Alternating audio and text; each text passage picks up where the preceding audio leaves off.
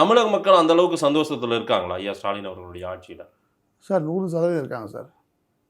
ஆனால் எதிர்க்கட்சிக்காரங்களாம் சும்மா சொல்லுவாங்க அப்படி இல்லை அப்படி இல்லைன்னு சொல்லிட்டு, இன்றைக்கி தமிழக மக்கள் எல்லாருமே சந்தோஷமாக இருக்காங்க. அடித்தட்டு மக்கள், குறிப்பாக ரொம்ப அடித்தட்டு மக்கள் வந்து சாமானிய மக்கள் ரொம்ப சந்தோஷமாக இருக்காங்க சார்.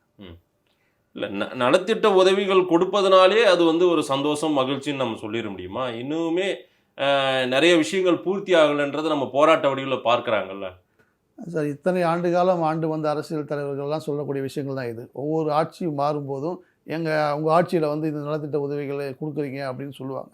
பட் என்னைக்கு முதலமைச்சர் ஆனாரோ அன்னிலேருந்து இன்றைக்கி வரலாம் பார்த்தீங்கன்னா எல்லா நலத்திட்ட உதவிகளும் டே பை டேவாக ஒரு நாள் விடாமல் செஞ்சுட்டே இருக்காங்க சார். எங்கேயுமே ஓய்வே கிடையாது முதலமைச்சருக்கு. இங்கே முதலமைச்சர் இந்த பக்கம் ஓடுறாரு, அந்த பக்கம் துணை முதலமைச்சர் ஓடுறாரு, மந்திரிகள்லாம் ஓடுறாங்க. இன்றைக்கி பார்த்தீங்கன்னா முதலமைச்சருடைய பிறந்த நாளுக்காக அறநிலைத்துறை சார்பாக சேகர்பாபு அமைச்சர் அவங்க வந்து 1 வருடம் அன்னதானம் போடுறாரு சார். 1 வருடம் அன்னதானம் போடுறாரு. இதுவரையிலும் எந்த முதலமைச்சருக்கு இதெல்லாம் செஞ்சதே கிடையாது.